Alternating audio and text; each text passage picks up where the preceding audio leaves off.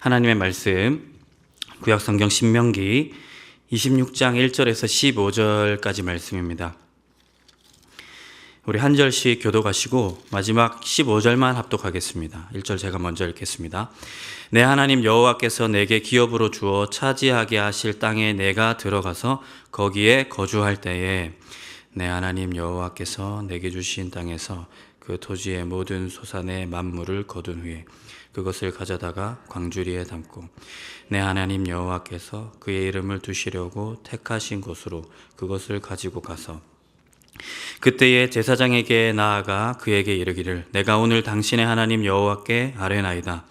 내가 여호와께서 우리에게 주시겠다고 우리 조상들에게 맹세하신 땅에 이르렀나이다 할 것이요. 제사장은 내 손에서 그 광주리를 받아서 내 하나님 여호와의 제단 앞에 놓을 것이며 너는 또 내 하나님 여호와 앞에 아뢰기를 내 조상은 방랑하는 아람 사람으로서 애굽에 내려가 거기에서 소수로 거류하였더니 거기에서 크고 강하고 번성한 민족이 되었는데 애굽 사람이 우리를 학대하며 우리를 괴롭히며 우리에게 중노동을 시키므로 우리가 우리 조상의 하나님 여호와께 부르짖었더니 여호와께서 우리 음성을 들으시고 우리의 고통과 신고와 압제를 보시고 여호와께서 강한 손과 편팔과 큰 위엄과 기적과 기사로 우리를 애굽에서 인도하여 내시고 이곳으로 인도하사 이 땅 곧 젖과 꿀이 흐르는 땅을 주셨나이다. 여호와여 이제 내가 주께서 내게 주신 토지 소산의 만물을 가져왔나이다 하고 너는 그것을 내 하나님 여호와 앞에 두고 내 하나님 여호와 앞에 경배할 것이며 내 하나님 여호와께서 너와 내 집에 주신 모든 복으로 말미암아 너는 레위인과 너희 가운데 거류하는 객과 함께 즐거워할지니라. 셋째 해 곧 11조를 드리는 해에 내 모든 소산의 11조 내기를 마친 후에 그것을 레위인과 객과 고아와 가부에게 주어 내 성읍 안에서 먹고 배부르게 하라. 그리할 때에 내 하나님 여호와 앞에 아뢰기를 내가 성물을 내 집에서 내어 레위인과 객과 고아와 가부에게 주기를 주께서 내게 명령하신 명령대로 하였사오니 내가 주의 명령을 범하지도 아니하였고 잊지도 아니하였나이다. 내가 애곡하는 날에 이 성물을 먹지 아니하였고 부정한 몸으로 이를 떼어두지 아니하였고 죽은 자를 위하여 이를 쓰지 아니하였고 내 하나님 여호와의 말씀을 청종하여 주께서 내게 명령하신 대로 다 행하였사오니 함께 읽겠습니다. 원하건대 주의 거룩한 처소 하늘에서 보시고 주의 백성 이스라엘에게 복을 주시며 우리 조상들에게 맹세하여 우리에게 주신 젖과 꿀이 흐르는 땅에 복을 내리소서 할지니라. 아멘. 오늘 읽은 말씀으로 거주민에서 이스라엘로라는 제목으로 하나님 말씀 전하도록 하겠습니다. 어느덧 이스라엘이 거주민이 되었습니다. 하나님의 백성을 떠받치고 있던 물리적인 환경이 바뀐 겁니다. 애굽과 광야에서 객이었던 그들이 가나안 땅 거주민이 되었습니다. 여러분 인정하고 싶지 않지만 인간은 어떤 상황에서 적절히 천천히 변합니다. 긍정적으로 그렇게 되기도 하고 주로는 부정적으로 그렇게 됩니다. 잊지 말아야 할 고백을 잊어버리기도 하고 버젓이 있는 역사를 없던 것으로 치부하기도 합니다. 그렇게 주어진 상황에 제법 충실히 적응하다 보면 내가 누구인지 또 우리가 누구였는지를 깡그리 그야말로 완벽하게 잃어버리게도 됩니다. 본문 1절은 내 하나님 여호와께서 내게 기업으로 주어 차지하게 하실 땅에 내가 들어가서 거기 거주할 때 그 때를 내다보면서 쓰고 있습니다. 거주민이 된 이스라엘의 때를 내다보면서 쓰고 있더라 하는 것입니다. 하나님의 이스라엘이 여느 민족과 같이 거주민으로 전락하지 않도록 하기 위해 주님이 그들을 불러내시고 또 이스라엘로 그들을 어디론가 보내시는 장면을 본문에서 볼 수 있는 것입니다. 그래서 오늘 설교를 통해서 거주민에서 이스라엘로 부르시고 또 보내시는 하나님의 면면들을 총 3가지로 여러분과 나누어 살피기를 원합니다. 우선 첫 번째는 인과율의 세계에서 은혜의 세계로입니다. 거주민에서 이스라엘이라 함은 인가율이 지배하는 세계에서 은혜가 지배하는 세계로의 이행입니다. 여러분, 누군가 어딘가에 뿌리 내려 거주한다는 것은 무슨 말입니까? 그에게 소유지, 사유지가 있다는 말입니다. 그 사유지는 그 사람에게 무슨 의미입니까? 농경과 목축을 이 경제 기반으로 했던 시대에 소유지가 있다는 것은 무언가를 시도할 수 있는, 어떤 걸 노력할 수 있는 삶의 바탕을 확보했다라는 것입니다. 뭔가를 노력할 수 있는 최소한의 바탕을 확보한 사람들이 거주민입니다. 그러니까 씨 뿌리고 가축을 기를 땅, 무엇인가 수고할 수 있는 기준, 바탕이 있는 것이죠. 그게 거주민의 세계입니다. 그런 거주민이 수고하고 첫 소산을 지금 품에 한아름 안고 있습니다. 오늘 본문이 그걸 얘기하고 있죠. 텅 비었던 품에 한아름 소산물이 안겨 있습니다. 여러분, 이것은 무엇을 의미합니까? 장면 자체는 무엇을 의미합니까? 전에 없던 것이 어떻게 이렇게 한아름 안기게 되었습니까? 그 사람이 수고했기 때문입니다. 땀을 흘렸기 때문입니다. 때때로 올라오는 가라지를 뽑아내고 그 전에 씨를 뿌리고 물을 주고 열매를 기다리는 수고로움, 손의 수고로움을 이 거주민인 이스라엘이 수행했기 때문에 그에 상응하는 결과로서, 인가율의 결과로서 이러한 성취와 열매를 그 사람이 품에 한아름 안고 있다 하는 것입니다. 맞습니다. 거주민은 노력과 성과라는 인가율이 지배하는 세계를 살아가고 있습니다. 주님은 그들을 불러내십니다. 그래, 네 품에 떳떳하게 안고 있는 그 소산물, 첫 소산물을 가지고 내 이름을 둔 곳으로 나아와라. 그 거주민을 이스라엘의 자리로 주님이 불러내고 있는 것이죠. 2절입니다. 내 하나님 여호와께서 그의 이름을 두시려고 택하신 곳으로 그것을 가지고 가서입니다. 가지고 와라. 이렇게 주님께서 부르시는 장면을 본문에서 보여주고 있는 것이죠. 하나님이 부르신 그곳에서 그 거주민인 이스라엘은 고백합니다. 아니, 고백해야만 했습니다. 자기 노력의 산물을 껴안은 채, 품에 안은 채 제사장 앞에 서서 그것을 고백해야 했습니다. 여러분, 어떤 고백입니까? 당연히 이것을 주신 분은 하나님이십니다라는 고백이라고 생각하기 쉽겠지만 그것을 포함하는 보다 더 근본적인 고백을 이 이스라엘 사람은 고백해야 했습니다. 즉, 하나님께서 허락하신 이 첫 소산을 보면서 이거보다 더 근본적인 이 소산이 있을 수밖에 없게 만든 그 바탕이 되는 땅을 하나님이 주셨노라고, 땅을 주신 하나님을 찬미하고 고백해야만 했다 하는 것입니다. 조상들에게 언약하신 말씀대로 기업을 주셨노라고, 그래서 나는 그저 그 땅에 이르러 살고 있는 것뿐이라고, 이 땅을 주신 하나님의 은혜로우심에 대해서 이 사람이 고백해야 했습니다. 그 내용이 3절에 나옵니다. 우리 3절을 다 같이 한번 읽도록 하겠습니다. 시작. 그때에 제사장에게 나아가 그에게 이르기를 내가 오늘 당신의 하나님 여호와께 아뢰나이다. 내가 여호와께서 우리에게 주시겠다고 우리 조상들에게 맹세하신 땅에 이르렀나이다. 아멘. 이 고백으로 인하여 그 사람은 자기 품에 하나를 안고 있는 것을 전혀 다른 시각에서 보게 되었습니다. 이것은 내가 노력한 것 이전에, 하나님이 주신 것 이전에 이것이 있도록 했던 땅 자체를 하나님이 주신 것이구나. 근본적인 바탕을 하나님이 은혜롭게 우리에게 마련한 것이구나라는 고백입니다. 그 고백이 있고 난 이후에야 제사장은 그 광주리를 받아서 야훼 하나님의 제단에 올려놓습니다. 역사의 가정은 없지만 그 고백이 없었다면 아마도 그의 소산을 제사장은 받지 않았을 것입니다. 구조이죠. 이것은 구조입니다.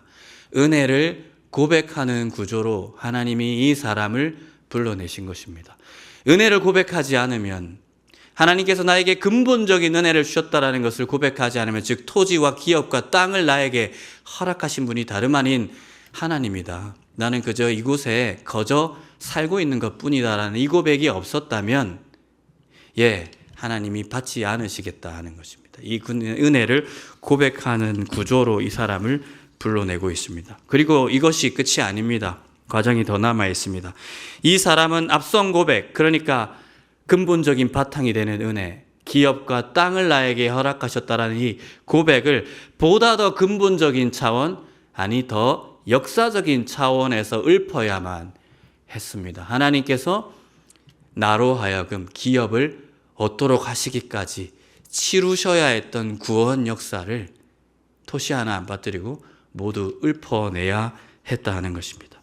자기 인생의 시간을 훨씬 뛰어넘는 거대한 서사입니다. 요즘에 유행하는 그랜드 내러티브라고 하죠. 거대 서사를 하나도 빠짐없이 읊어야 했습니다. 그 내용이 이제 5절에서 9절까지 나옵니다.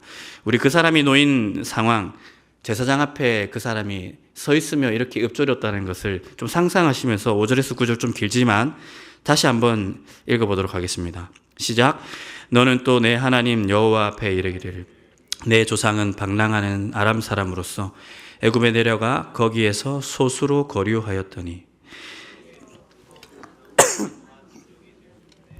애굽 사람이 우리를 학대하며 우리를 괴롭히며 우리에게 중노동을 시키므로 우리가 우리 조상의 하나님 여호와께 부르짖었더니 여호와께서 우리 음성을 들으시고 우리의 고통과 신고와 압제를 보시고 여호와께서 강한 손과 편팔과 큰 위엄과 이적과 기사로 우리를 애굽에서 인도하여 내시고 이곳으로 인도하사 이 땅 곧 젖과 꿀이 흐르는 땅을 주셨나이다. 여러분, 이 사람 첫 소산을 제물로 드리기 위해 왔다가 되게 오래 서 있게 되었습니다. 소산물의 근원인 토지를 주셨다. 그리고 이 토지를 주신 것 정도의 명제로가 아니라 보다 더 장황한 역사적인 맥락을 짚으면서 고백해야 했습니다. 제가 그림 하나를 만들었는데 한번 띄워주시면 좋겠습니다. 그러니까 소산을 들고 와서 토지를 주신 하나님을 고백했고요. 그리고 이 토지를 주신 하나님의 이전 역사, 자기 인생을 훨씬 아우르는 뛰어넘는 이 거대 서사 역사 이야기를 이 제사장 하나님의 사람 앞에서 고백해야 했다는 것입니다. 네, 이제 내려주셔도 되겠습니다. 이것은 그가 확신하고 있던 인가율의 세계 너머에 있는 은혜의 세계를 주님이 인지시키기 위함이었습니다.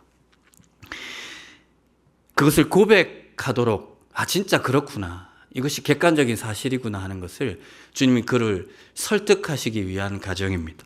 그 고백으로 인해 이 소산물은 정말로 이제는 전혀 다른 내용으로 다가옵니다. 내 노력, 그에 따른 성과, 인가율의 결과로 얻은 것으로 보였던 이 물리적인 물건이, 이 소산물이 하나님께서 나에게 허락하신 것이다. 뼛속같이 그렇다. 토시 하나 안 빠뜨리고 그것이 사실이다라는 이 고백을 주님이 10절로 이끌어내는 것이죠. 여호와여, 이제 내가 주께서 내게 주신 토지 소산의 만물을 가져왔나이다. 주님이 그제서야 받으십니다. 사랑하는 성도 여러분, 지금 현재 여러분 아무것도 안고 있지 않지만 무형의 가치들, 또 여러분만 알고 있는, 여러분이 누리고 있는 것들을 마음껏 한번 끌어안으시며 생각해 보십시오. 그리고 그것을 자세히 들여다 보십시오. 그것이 어떻게 여러분의 손아귀에 오게 되었습니까? 그것이 정말로 여러분의 노력의 소산이기만 한 것인지, 그것이 오게 된 과정과 역사를 추적하며 여러분 자세히 들여다보기를 원합니다. 단언컨대 하나님의 은혜가 아니면 어떤 것도 딱 떨어지게 설명할 수 없는 지경에 이를 것입니다. 여러분, 그것을 깨닫는 것이 예배의 자리였고, 교회는 그것을 깨닫는 시공간이라고 생각합니다. 이것을 내게 주신 모든 것들이 내 노력의 소산물만이 아니라 전적인 하나님의 은혜라는 것을 깨닫는 은혜가 저와 여러분의 삶에 간절히 있기를 바랍니다. 두 번째로, 거주민에서 이스라엘로 보내시는 두 번째는 중심부에서 가장자리로입니다. 중심부에서 가장자리로. 이 사람은 이제 깨달았습니다. 내게 주신 것이구나. 보다 더 근본적인 토지를 주셨고, 이 토지를 구원 역사의 전 과정을 통해서 나에게 허락하신 것이구나 하는 것을 이 사람이 깨달았습니다. 그리고 이 사람은 자기의 거주지로 이제 성소에서 다시 돌아갑니다. 아니요, 하나님이 그를 돌려보내시는 것이죠. 이제는 거주민으로가 아니라 신앙 고백을 가진 이스라엘 사람으로서 보냅니다. 그 전에 서 있던 거주지의 중심부로가 아니라 거주지의 가장자리로 우리 주 야훼께서 이 한 사람을 이제 파송하시고 보내시는 것입니다. 이것이 예배가 끝난 자리에서 우리가 세상으로 나아가야 할 이유가 됩니다. 전에 있던 거주지 중심부로가 아니라 주변부로 우리 주님이 11절로 보내시는 겁니다. 우리 11절을 같이 읽겠습니다.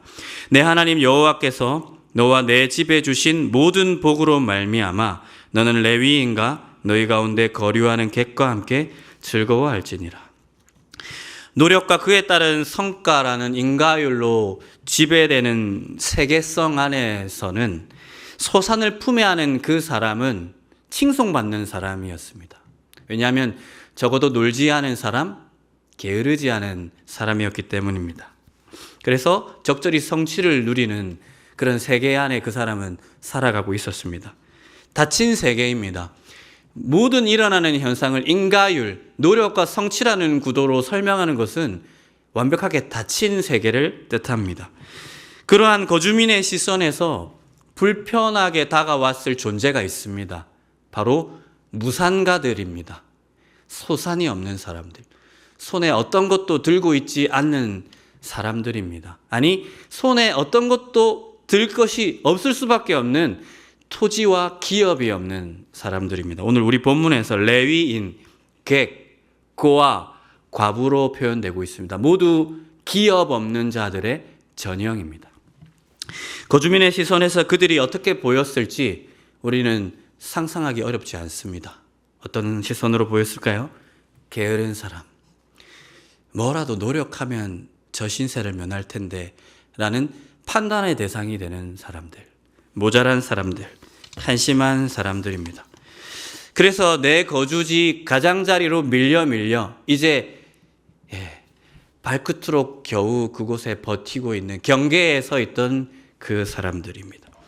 그러나 거주민에서 이스라엘로 돌아온 그 고백자, 믿음 있는 사람은 닫힌 세계를 떠나보내고 열린 세계, 은혜가 지배하는 세계를 살아가고 있습니다. 그래서 그 사람들에 대한 모든 판단을 땅바닥에 떨어뜨립니다. 참된 이스라엘은 그래서 가장자리로 갑니다. 아니, 가장자리에 있던 그들을 중심부로 모셔드리고 환대합니다. 이전까지 나에게 있었던 모든 판단이 중지되었기 때문입니다. 성실과 게으름, 지혜로움과 지혜 없음, 이러한 틀로 그가 나와 구분되지 못한다 하는 것을, 더 이상 구분할 수 없다는 것을 그 사람이 은혜를 깨달으며 깨달았다 하는 것입니다. 나 역시도 하나님의 은혜가 없었다면 이제까지 방랑하고 유리하며 거류할 수밖에 없는 객이었던 신셋을 따름이라고 절절히 자기 실존적으로, 역사적으로 고백한 사람이기 때문입니다. 여러분, 앞선 대지에서 인용했던 이제 5절에서 9절까지의 내용을 좀 보면 이 두 번째 대지에서 보이는, 이 각도에서 보이는 또 두 단어가 있습니다. 이제 5절에 나오는 첫 번째는 방랑이라는 단어입니다. 그리고 좀 이따 보면 거류라는 단어가 두 번째 대지에서 좀 부각되어 보이실 것입니다. 각각 하나님의 은혜의 역사 이전에 있었던 아브라함의 처지, 또 아브라함의 자손들 이스라엘 전체의 처지를 상징하는 두 단어입니다. 방랑, 거처없이 방랑하고, 거주하지 않고 거류. 거류라는 단어를 오늘 우리가 잘 쓰진 않는 단어이지만 거주 반대편의 거류입니다. 잠깐 체류하는 단어. 이 단어에서 객이라는, 게르라는 단어가 나왔습니다. 그러니까 구르라는 동사에서 게르라는 단어가 나왔고, 이게 모세가 내가 타지에서 객이 되었다, 이게 아들 이름을 지었잖아요. 게르솜 아닙니까? 그게 객이라는 뜻입니다. 그러니까 거류라는 단어가 그 동사이거든요.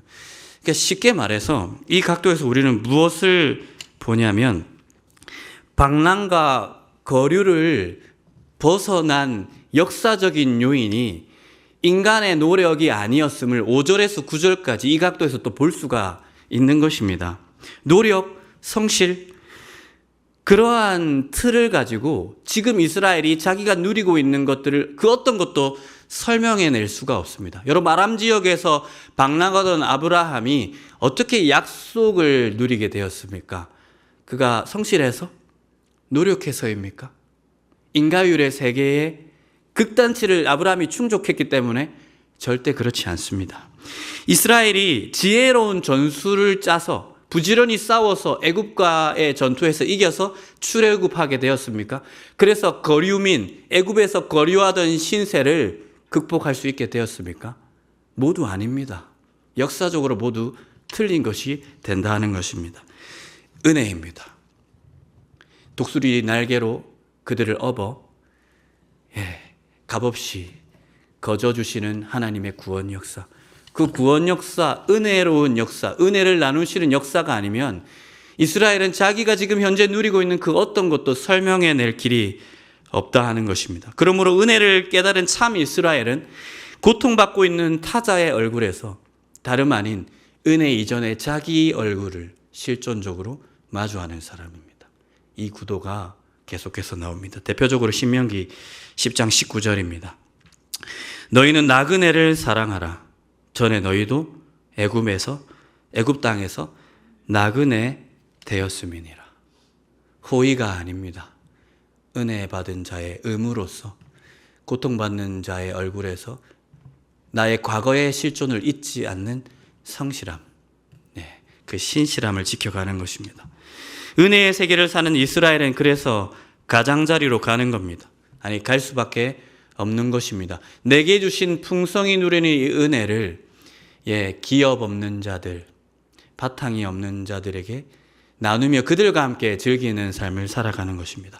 또 본문의 12절에서 나오고 있는 셋째 해의 11조를 따로 구별하여서 이제는 중앙성소로 가져가는 것이 아니라 자기 거주지 주변 가장자리에 있는 그들, 레위인, 고아와 객, 나그네를 위해서 그 지역 안에서 나누는 셋째 해 11조의 규례를 순종하며 지켜가는 것입니다. 우리 12절을 다 같이 한번 읽겠습니다. 셋째 해 곧 11조를 드리는 해에 내 모든 소산의 11조 4개를 마친 후에 그것을 레위인과 객과 고아와 가부에게 주어 내 서금 아래서 먹고 배부르게 하라. 단순한 구제, 연민이 아닙니다. 인과율이 지배하는 닫힌 세계를 벗어난 열린 은혜의 세계를 열어 젖힌 사람의 신앙 고백입니다. 이 신앙 고백으로만 살아갈 수 있는 모습을 12절로 우리는 보고 있는 것입니다. 사랑하는 성도 여러분, 저를 포함한 우리 모두가 이 은혜를 아는 은혜로운 삶을 살아가시는 저와 여러분의 삶이 되기를 간절히 소망합니다. 마지막으로 고주민이 아닌 참 이스라엘 사람이 궁극적으로 바라는 소망하는 것이 무엇인지를 마지막 세 번째로 말씀드리겠습니다. 세 번째 우리 다 같이 한번 읽어보도록 하겠습니다. 시작. 모든 이스라엘의 복. 모든 이스라엘의 복입니다. 13절과 14절은 앞선 대지 세 번째 해의 11조를 이행하고 주님이 규례로 주신 목적대로 그것을 실천했던 사람의 실천일지 순종 보고서라고 할 수 있겠습니다. 정말이지 주님 성심성의껏 주님 말씀하신 대로 셋째 해 11조를 거두어 경내에 있는 고아, 가부, 레위인들, 객들, 나그네들에게 내가 나누었습니다 라는 것을 쭉 쓰고 있는 것입니다. 자, 그러면 14절, 13, 14절이니까 14절이 지난 15절에 어떤 내용이 나오는 것이 적절하겠습니까? 그것은 14절 마지막 문장을 보면 좀 힌트를 얻을 수 있는데 내게 명령하신 대로 다 행하였사오니입니다. 언약의 말씀을 실천한 자가 주님 제가 언약의 말씀을 이행했습니다라고 말한 이후에 그 다음 나올 수 있는 전형적인 구조는 주님 그래서 언약적 복을 나에게 허락해 주십시오라는 간구와 소망이 사실 히브리 문학의 기반입니다. 구약성경 여기저기에 계속 나오는 구도가 됩니다. 그러니 하나님 나에게 이러한 언약적 복을 순종하는 자에게 허락해 주옵소서라고 기도하는 내용, 소망하는 내용, 간구하는 내용이 15절에 나올 것으로 기대됩니다. 그 기대를 가지고 우리 15절을 한번 읽어보도록 하겠습니다. 시작. 원하건대 주의 거룩한 초소 하늘에서 보시고 주의 백성 이스라엘에게 복을 주시며 우리 조상들에게 맹세하여 우리에게 주신 젖과 꿀이 흐르는 땅에 복을 내리소서 할지니라. 14절의 마무리는 내게 명령하신 대로 다 행하였다는 것입니다. 내가 행하였다는 것이고 13절과 14절을 가득 채우고 있는 이 행위의 주체자 주어는 1인칭 단수입니다. 주님, 내가 했습니다. 내가 즐거워했고 내 기업을 통하여서 내 소산물을 통하여서 내가 셋째 해 11조를 거둬 주님 말씀하신 대로 이 헌물을 거룩하게 지켜 그들에게 말씀하신 대로 내가 나누었습니다라고 한 뒤에 그러니 주님 뭐라고 기도하고 있습니까? 이스라엘에게 복을 주십시오. 당신의 언약 백성 모두에게 젖과 꿀이 흐르는 땅이 복이 되게 해주십시오라고 간청하고 있는 것입니다. 이 어색함은 거주민의 어색함일 것입니다. 내게 복을 달라 하지 않고 온 이스라엘에게 복을 간구하는 이 기도의 어색함, 이 구간의 어색함은 거주민의 시선에서만입니다. 그러나 이스라엘에게는 이것이 너무나도 자연스럽습니다. 이것이 아닌 것을 상상하기 어렵습니다. 성도 여러분, 그 사람이 소망하는 것이 그 사람입니다. 혹자는 그 사람이 먹는 것이 그 사람이다 하는 유물론을 펼치기도 했지만 그거보다 더 실사구시적인 것은 그 사람이 누구인지 알기 위해서는 그 사람이 소망하는 것입니다. 그리고 그 사람이 좌절하는 것입니다. 그 사람이 어떤 포인트에서 우는 것입니다. 그 사람이 어떤 포인트에서 기뻐하는 것입니다. 이 소망 담론이야말로 그 사람이 누구인지 명확하게 그 정체성을 드러낸다 하는 것입니다. 자기 처소의 윤택함, 그러니 주님 나의 거주지를 더 풍요롭게 하십시오. 물론 그렇게 구할 수 있죠. 그러나 그러한 왕성함만을 간구하고 소망하는 자는 아직도 거주민에 머물러 있는 사람입니다. 그러나 참 이스라엘은 자기 거주하는 지역을 넘어선 모든 이스라엘의 위로를 바라는 사람입니다. 거주민이 아닌 이스라엘 사람은 이 모든 은혜와 회복, 풍요로움을 주님께서 온 이스라엘에게 가져다 주시기를 자기의 삶을 올가매면서라도 소망하는 것입니다. 여러분, 저는 이 사람을 한 분 알고 있습니다. 누가복음 이제 3장에 나오는 이스라엘의 위로를 기다리며 평안히 쉬는 쉼을 계속 물렸던 제사장 시므온입니다. 예수 그리스도를 안고 이제야 종을 놓아주시는군요 라고 온 이스라엘에게 미칠 소망을 찬미했던 그 노인이 저는 이 부분에서 생각이 났습니다. 모든 언약 백성의 삶이 눈에 밟히는 사람, 그들의 형편으로 인해 고민하는 사람, 그 사람이 이스라엘 사람입니다. 그래서 주님 내 토지에 허락한 은혜를 가장자리에 있는 은혜의 권리자에게 나눕니다. 그들과 함께 즐깁니다라고 고백하는 사람. 셋째 해에 허락하신 것들을 자기 경내 안에 있는 모든 자들에게, 기업 없는 자들에게 나누는 자. 발버둥 치면서 자기 눈앞에 있는 기업 없는 자들 뿐만 아니라 이제는 하늘 초소에서 온 이스라엘 땅에 있는 모든 이와 같은 이들을 주 야훼께서 돌보아 주시기를 간구하고 있는 것입니다. 주님, 그들에게도 이 은혜의 분배를 허락해 주십시오. 그들이 텅 빈 것을 채우시되 높은 산을 깎아서 주님 모든 골짜기를 메워 주십시오. 내게 그러하신 것처럼 나로 인하여 내 지역 주변에 있는 사람들에게 은혜를 배분하는 것처럼 하나님이 하실 수 있는 전방위적인 은혜의 배분의 역사를 주님 허락해 주셔서 이 땅이 한 지점도 빠짐없이 젖과 꿀이 흐르는 땅이, 그러한 땅이 이스라엘이 되게 해달라고 간구하는 것입니다. 15절을 다시 읽겠습니다.